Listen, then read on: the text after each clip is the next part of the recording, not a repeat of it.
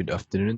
I would like to present on the example 1 and 2A. New Moon BHD rents out cars to tourists visiting an island. The cars were bought 3 years ago at a total cost of 150,000 and are being written off over a period of 5 years. The recent tsunami hit the island badly and the demand for car hire has dropped tremendously. Hence, New Moon BHD could only generate 25,000 cash per annum in X5 and X6. Alternatively, New Moon BHD can sell the cars at a net selling price of 40,000.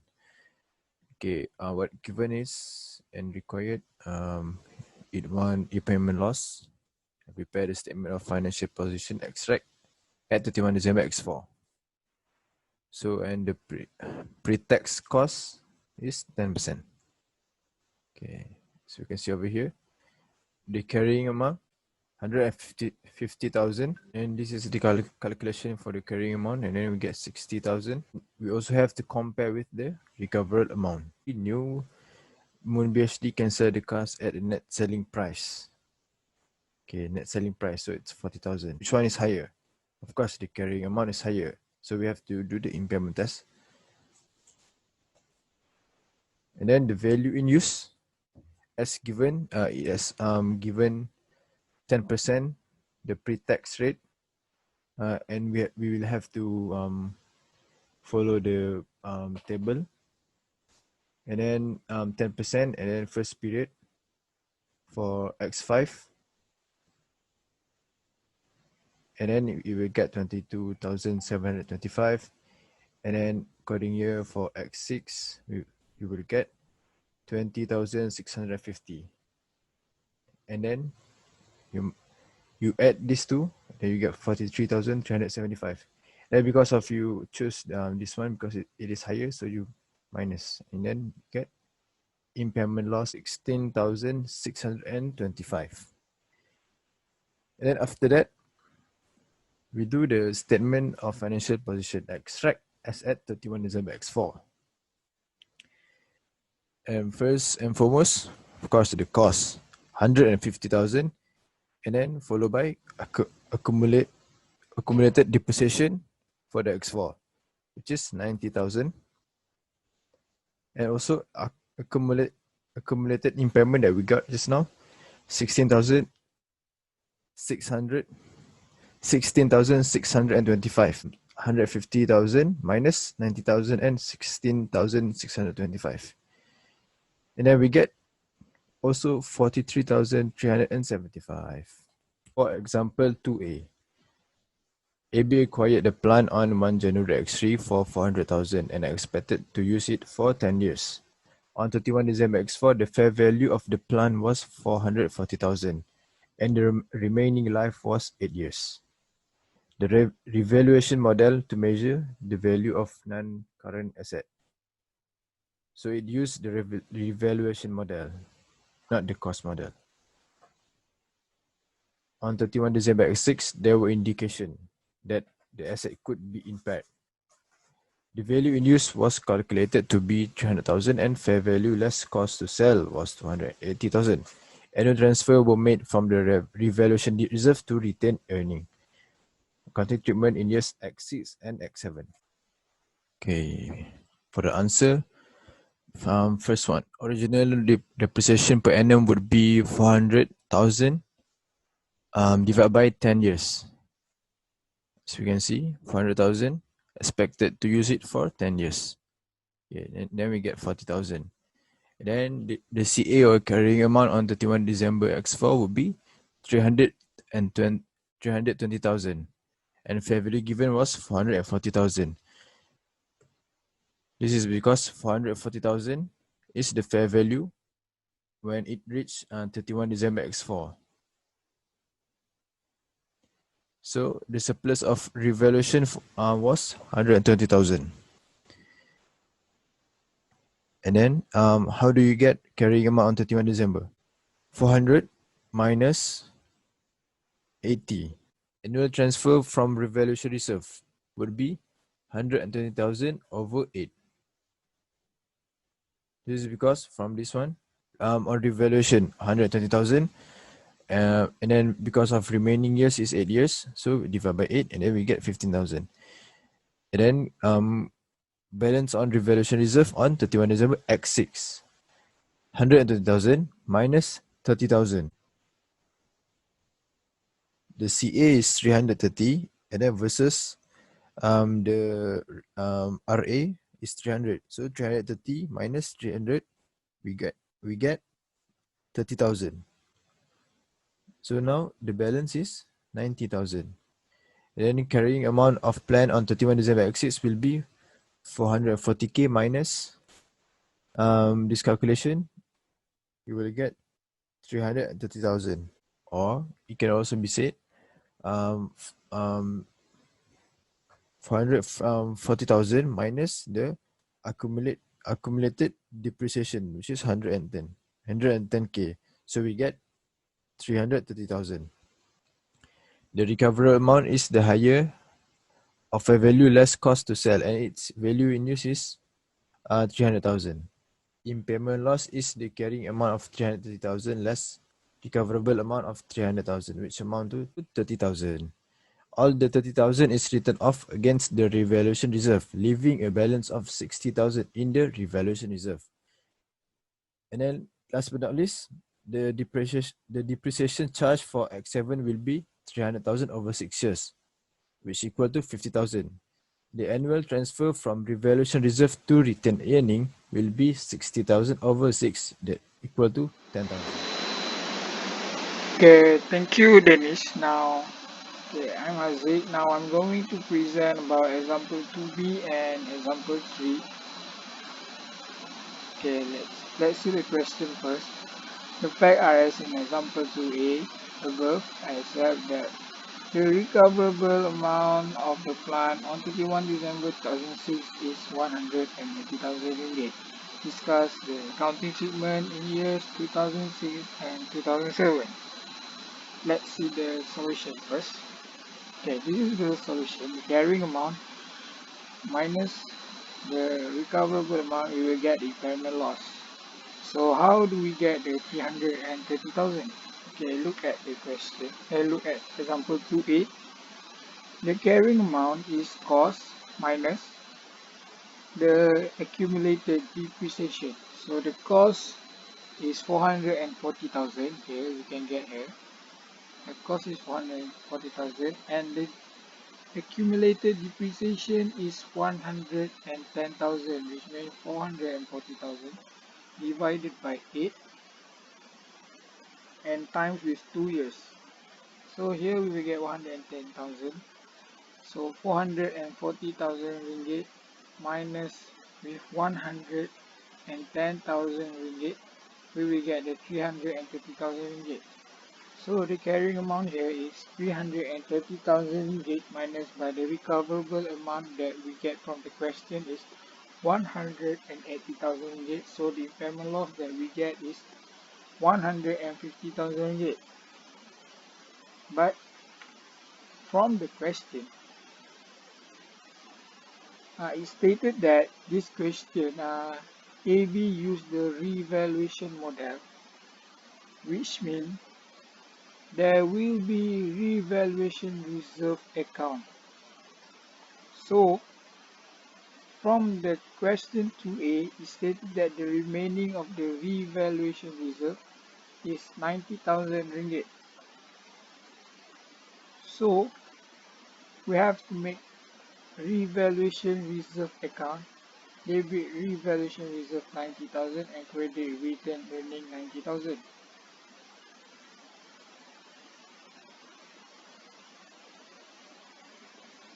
Okay, if the question used this revaluation model, the impairment loss will be deducted with the revaluation reserve account first. So, like this, we get impairment loss is 150,000. We will minus 90,000 from the revaluation reserve, and then we get the impairment loss, the last impairment loss, which is 60,000. So, we will debit impairment loss 60,000 and we will credit accumulated impairment loss 60,000. So now we go to the example 3. Hi, Assalamualaikum warahmatullahi wabarakatuh and good afternoon to all of you. My name is Safwan. Today, I would like to present about cash generating unit or CGU for the example 3 to 5. First of all, let's redefine the meaning of CGU.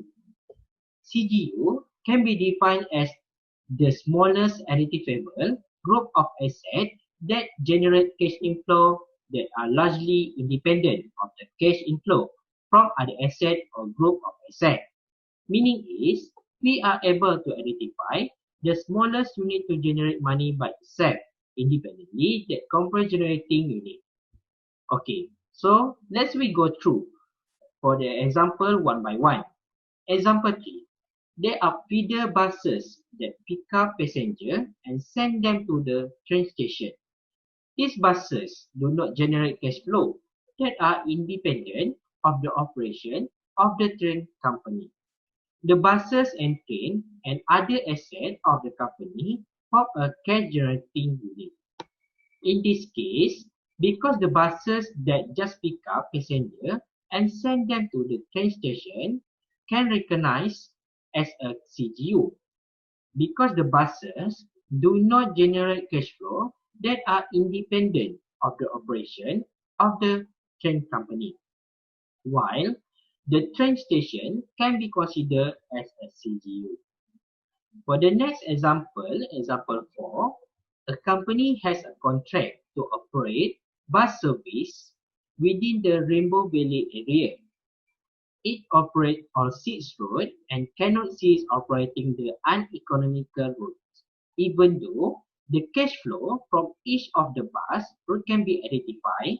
All 6 roads are treated as a single cash generating unit, as the bus company has to operate all or none of the roads. So, for easier to understand, it means that lowest aggregation of assets that generate largely independent cash flow, because the entity does not have the option to curtail any one bus route. The lowest level of identifiable cash inflow that are largely independent of the cash inflow from other asset or group of asset is the cash inflow generated by six roads together. The cash generating unit for each road is the bus company as a whole. For the next example, example 5, store ABC is one of the 124 hours convenience shop selling various consumer products in different locations. There is a central purchasing department, and price and policies are uniform for all stores.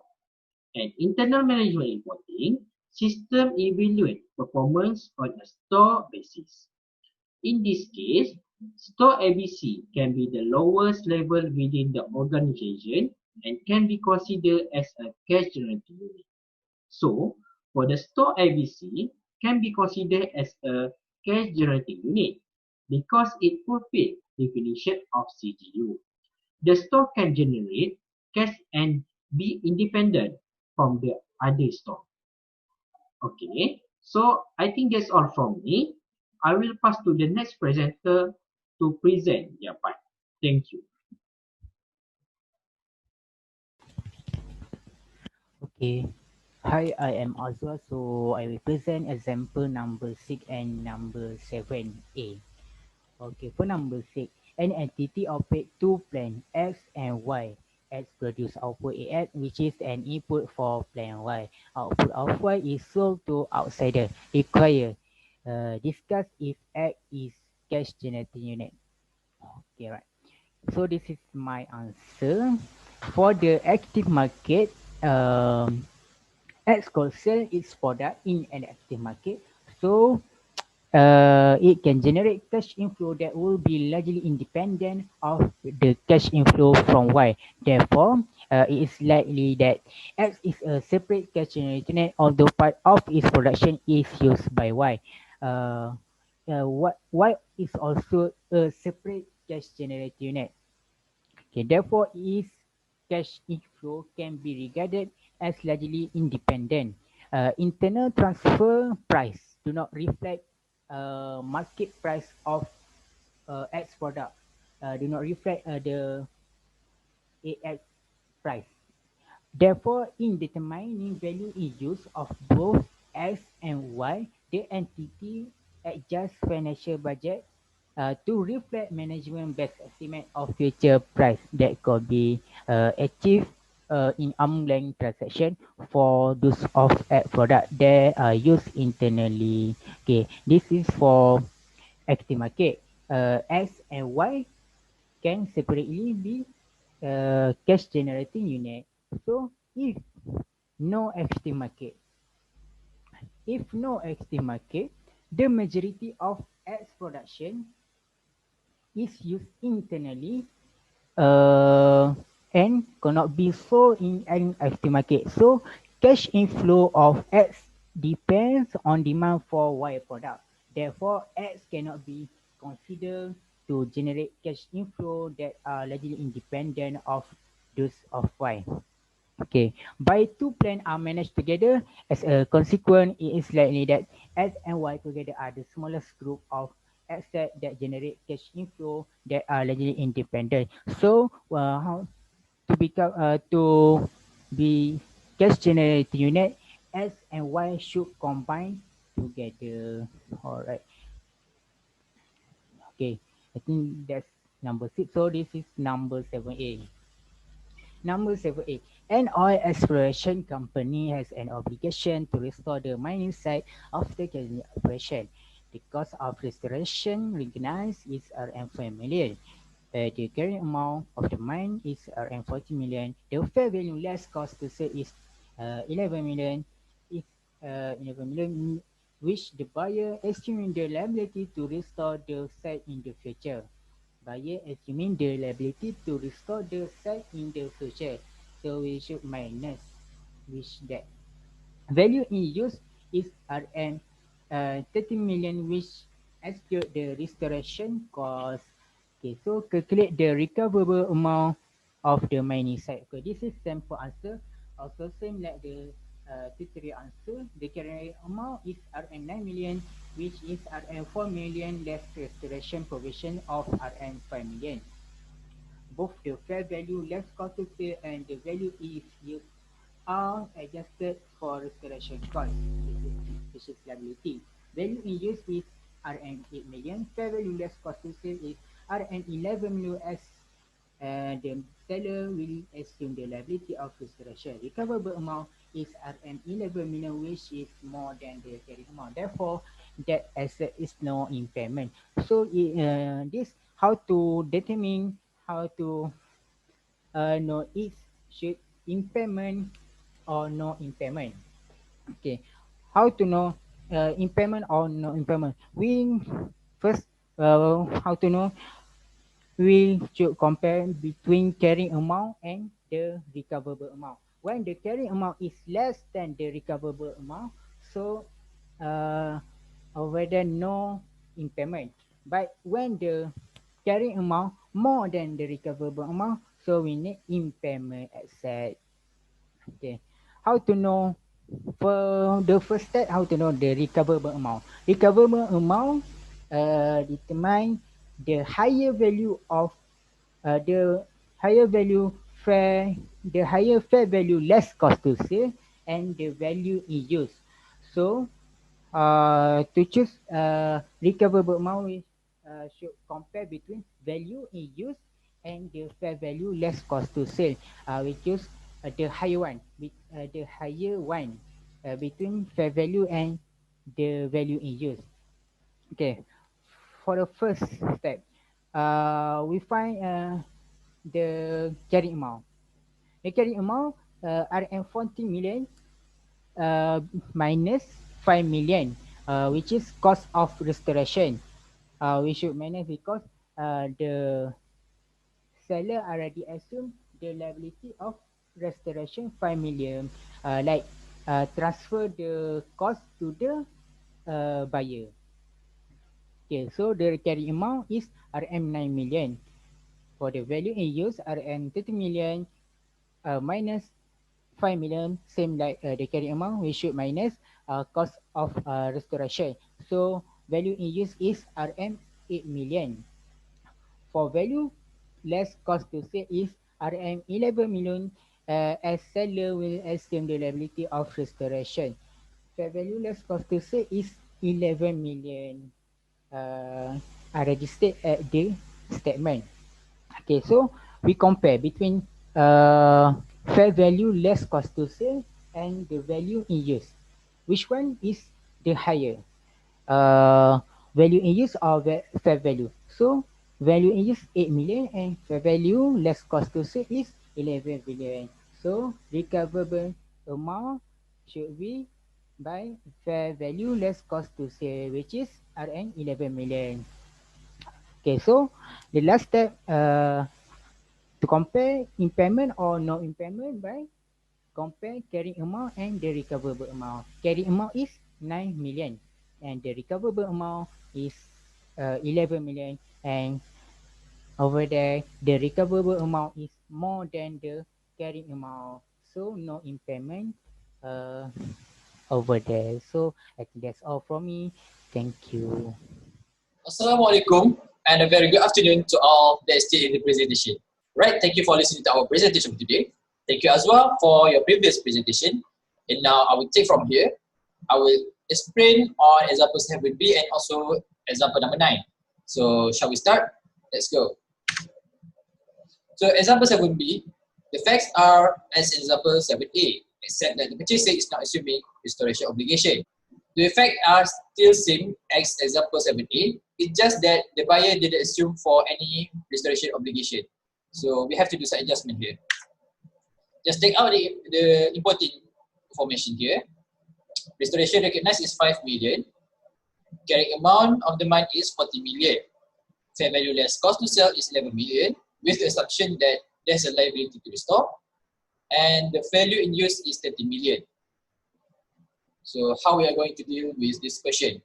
Since the question didn't specify anything, so we have to tell what will happen if there's no assumption on restoration obligation. Let's go. Solution here. First, we have to do some adjustment on the carrying amount, fair value cost to sell, and value in use. So the carrying amount, we have to deduct by 5 million. So in the end, we will get 9 million. And the big question here is that why do we have to deduct 5 million from carrying amount?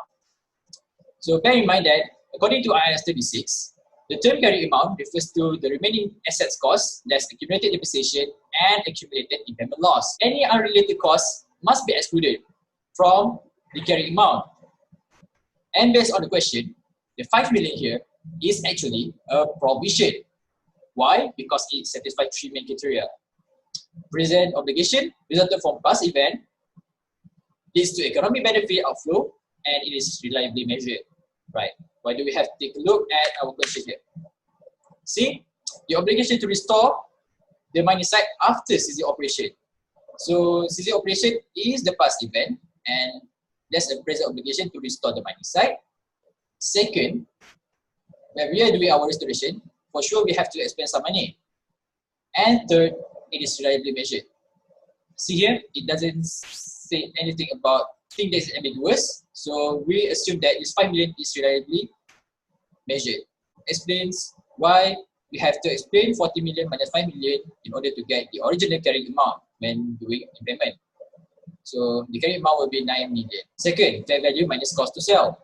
11 million minus 5 million equal to 6 million. It's easy because for this question, the buyer didn't assume for any restoration obligation. And last but not least is value in use. RM 30 million minus 5 million equal to 8 million. Everything will be explained on note 3. Let's take a look, shall we? According to IAS 36, value in use is the present value of estimated cash flows expected to be derived from continued use of the asset and from its disposal at the end of its useful life. So in a simple word, we can say that value in use is the representation of cash flow generated from the asset throughout its usage time. And in calculating our cash flow, there are elements that have to be included as stated in this first image. Right? We have future cash flows. We have to take consideration about possible variation, time value of money, the uncertainty, and also other factors such as illiquidity, market participants will reflect in pricing the future cash flows the entity expect to be derived from the asset, right? And also in IAS 36, they also have the highlighting on which cash flow that we shall include and we shall not include, as stated in this image too. And for this question, IM 5 million falls under the cash outflows expected to arise from improving or enhancing the asset performance. And thus, it is improving the asset performance, we have to deduct it from the value in use. And that explains why we get the fair value in use is RM 8 million. Okay, we have completed in calculating these three. So we have to determine which recoverable amount that we are going to use. And for sure, we have to take the higher of them, which is 8 million. Okay. Then, since we have already know that the carrying amount is higher than the value in use, which is also the recoverable amount, so there will be an impairment loss because carrying amount have to be impaired based on the recoverable amount. So there will be an impairment loss of 1 million, right? So that's how we are going to answer the question. And just in case, if the question asks for journal entry, so it will be like this. So which method you use is based on which principle is applied for each asset, right? So if your asset is using the cost model, use the above, and if your asset using the fair value model, use as well below. So if you guys have any uncertainty about impairment asset, I have inserted the reference here so that you guys can take a look and you can learn more on value in use and many more regarding IAS 36, right? Now we are settled with question 7b. Let's proceed to example 9. Below are the carrying amount of assets in one of BB Berhad's casualty units. And in these groups, we have goodwills, property, machinery, motor vehicles, patents, and monetary assets, which total to 300,000 ringgit. Let's see what it said more. Recoverable amount of the unit was 218,000 ringgit. Okay. Early estimation that we can see here is that there will be an impairment loss. Why? Because the carrying amount is higher than recoverable amount. So the next information will be the property has a market value of 70,000. Okay, so this information is trying to justify that not all of these casualty units are having impairment loss.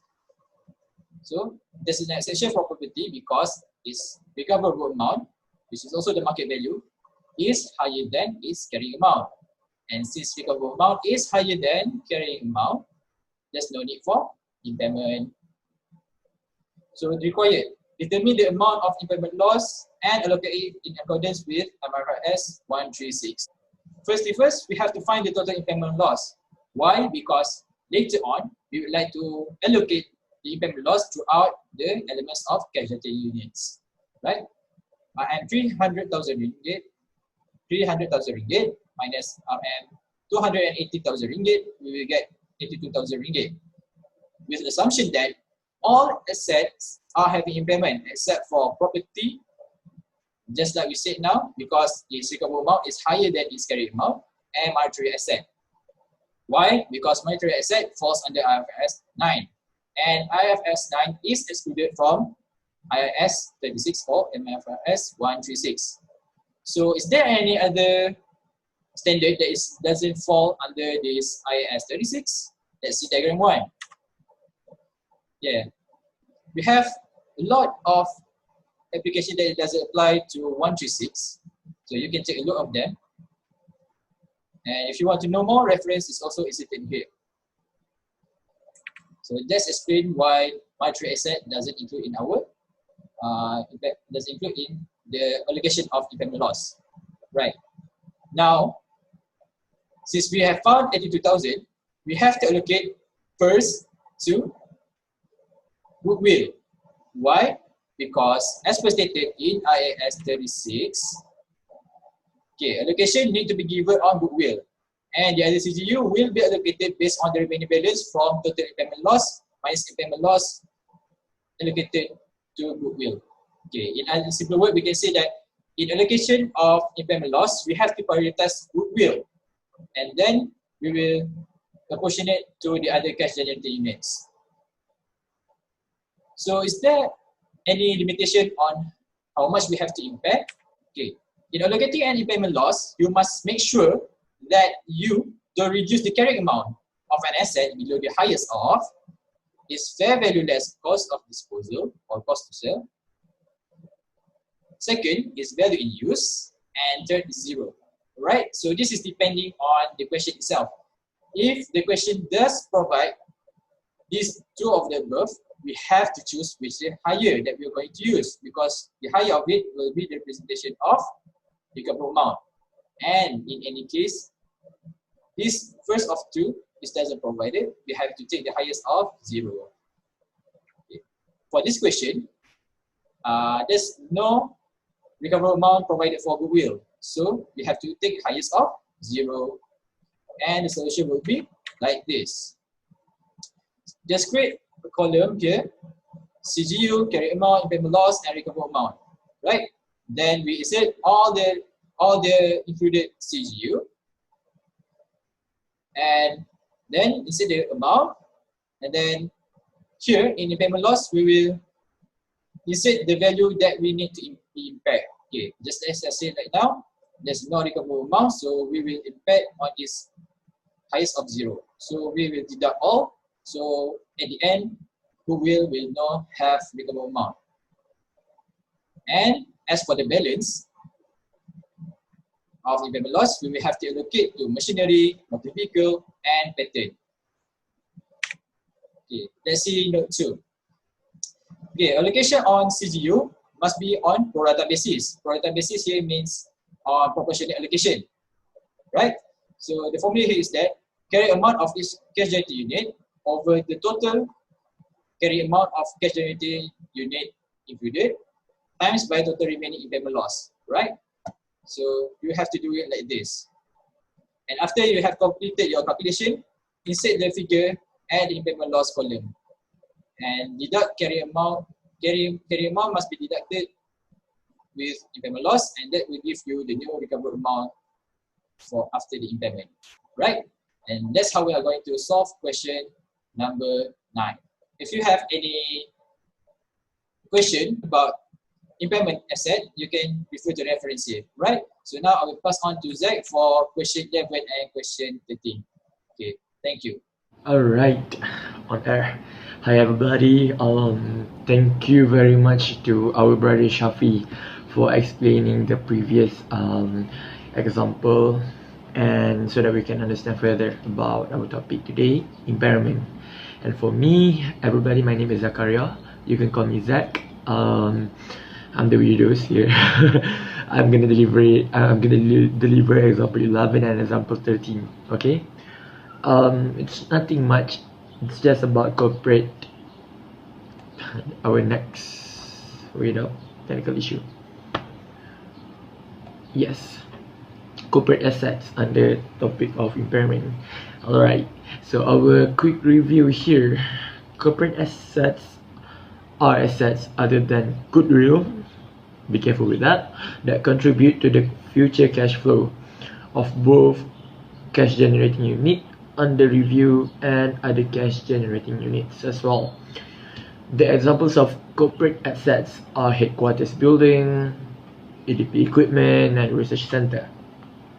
When you are testing a cash generating unit, then you should first identify all of the corporate assets that relate to the cash generating unit under review. Alright? Okay. Now you can read this up. We sent you guys the slide. Let's go to our question. Question 11.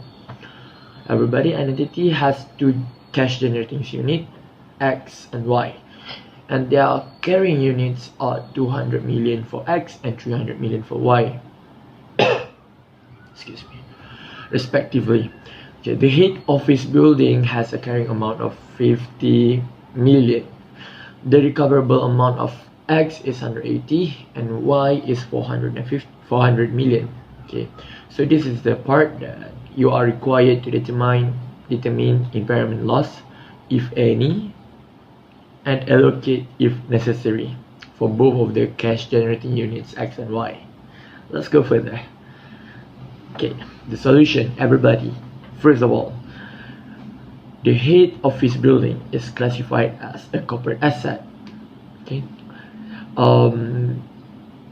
we need to allocate the HQ building as a corporate asset because of a reasonable basis. The carrying amounts can be taken as reasonable basis provided the economic life of the two cost generating units are the same. Okay, now let's go to the X and Y.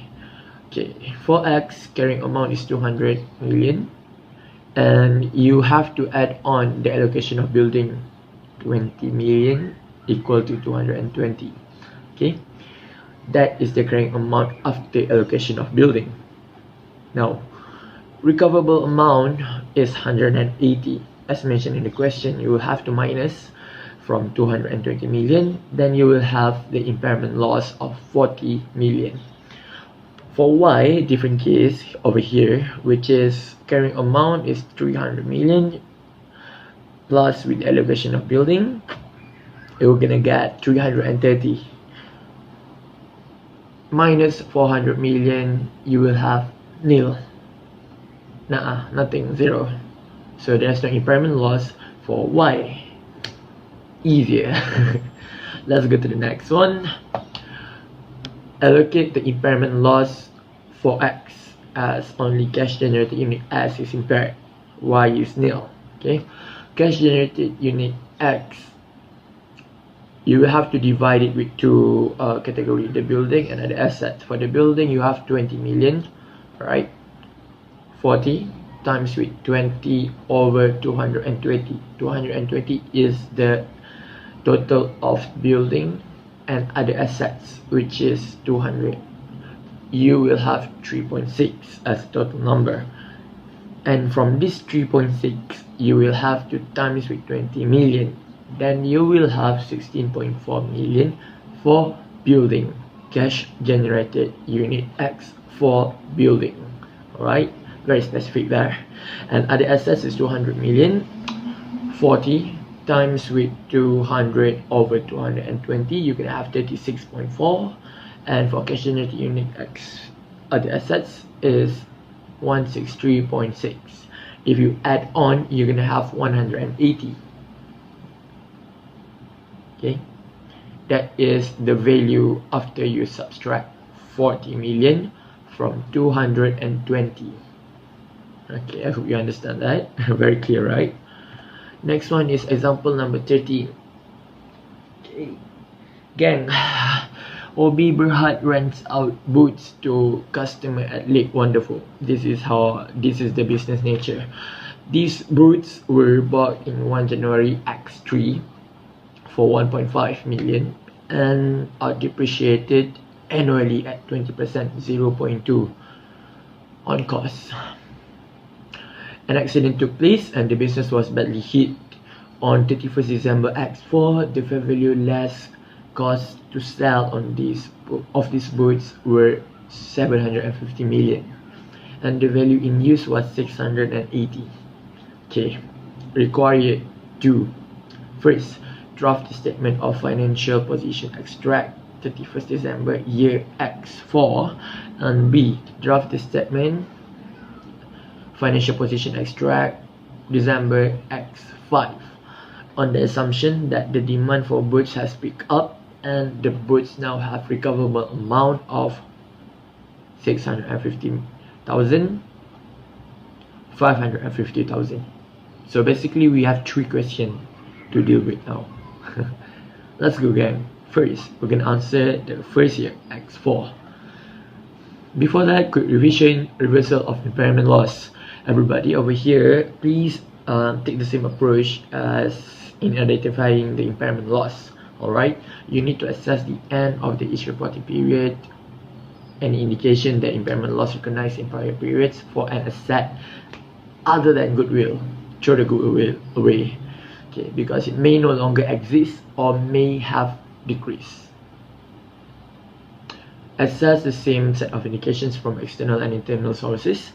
Then when assessing the existence of impairment just from the other side, you can reverse an impairment loss only when there is a change in the estimates used to determine the asset's recoverable amount. It means that you cannot reverse an impairment loss due to passage of time or unwinding the discount. Got what I mean? If not, let's go to the solution. Solution number 1, X4. The net carrying amount is 1.5, so you will have to minus with the depreciation total, okay, accumulated. 20% times with 1.5,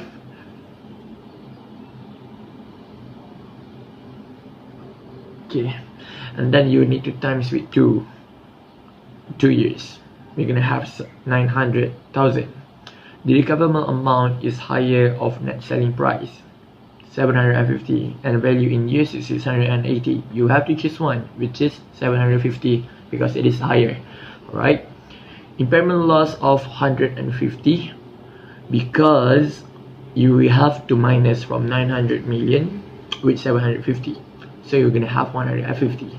Okay, let's go to the statement of financial position extract as 31st December X4.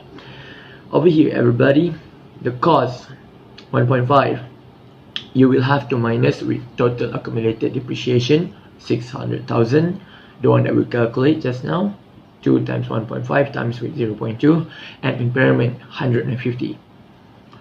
Total 750, carrying amount will be 750.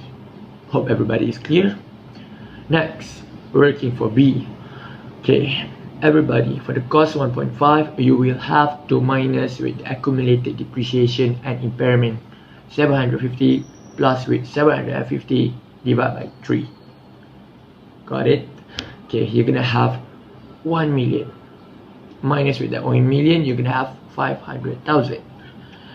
Okay, a reversal of impairment, you can see that. However, the asset will be restated 600,000. You're gonna get it from 1.5 minus 0.2 times 1.5 times 3 years. It should not exceed the carrying amount of the asset had the impairment not taken place. Okay. Next, statement of financial position 1 December X5. X5, yeah, 1.5. You need to minus with 7.5, 0.75 and 0.25 million and add on 1.5, 0.1. Okay, then you're gonna have net book value of 600,000. Solution for B. 2. Since the recoverable amount is 550, different than just now 650, yeah. Okay, 550, which is greater than 500,000, there is reversal of impairment for 50,000, right? Okay, you will have to minus 600 minus 550,000. Over here, statement of financial position X5, 1.5, small difference. You just have to add on the 1 billion and minus with reverse impairment 50,000. Okay, 1.5 billion, you will have to you have to minus with 0.95 million. You're gonna get carrying amount of 550. That's it from me. Everybody, I'm gonna pass the mic to Amirul. See you. Hello everyone, my name is Amirul. So I will explain example 14. Okay, so let's see the question. Okay. Rowell. Okay. Rowell bought a non-depreciable non-current asset for 10 million on 1st January X2. Okay. On 31st December X4, it was revalued to 12 million and the entity adopted the revaluation model to measure the carrying amount of the assets. Okay, next on 31st December it's 5. Okay, alright, let's change the color. Its recoverable amount, okay, was 11.2 million. Okay, on 31st December at 6, the recoverable amount was 13.5 million. So the question asks to discuss accounting treatment of the non-depreciable asset. Okay, so first thing first, let's figure out the carrying amount of this NCA year by year. Okay, carrying amount, right? So at 1st January 2002, the NCA, the carrying amount of NCA is 10 million. 1st January 2003, carrying amount also the same. 2004, also the same. Okay, back to the question. Okay, on 31st December as 4, it was revalued to 12 million. So that means starting from 1st January 2005, okay, the current amount for the non-current asset will be 12 million. Okay. Alright, so on 31st December 2005, okay, the recoverable amount was 11.2 million, right? So we can see that during that year, the carrying amount, which is 12 million, is greater than the recoverable amount, which is 11.2 million, right here. Okay, is greater than here. Therefore, we need to do impairment. Okay, how to do impairment? So we take this carrying amount, we minus with the recoverable amount.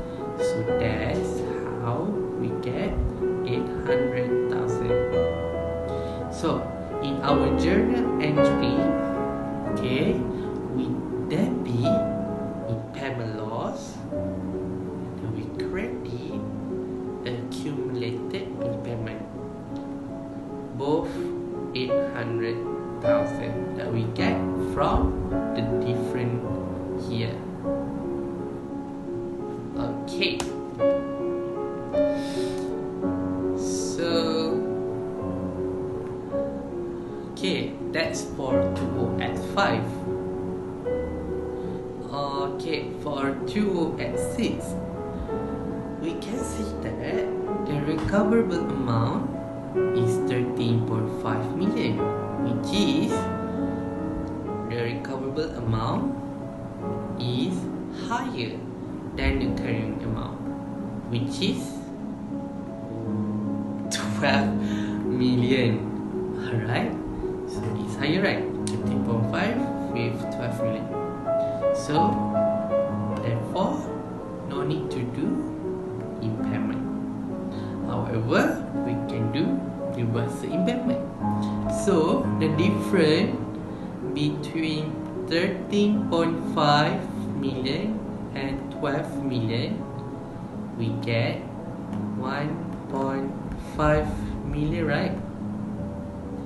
But for the reversal impairment, we cannot take this figure because the previous impairment we just took this 800,000. So we can do the reversal only at 800,000. Okay, understand? So at our journal entry here, okay, just now we credit accumulated impairment, right? So right now we debit back accumulated impairment at 800,000, and then we credit impairment gain 800,000.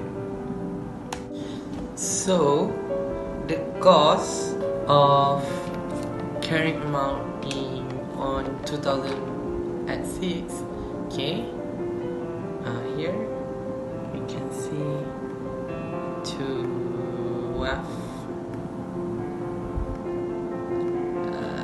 12,000, right?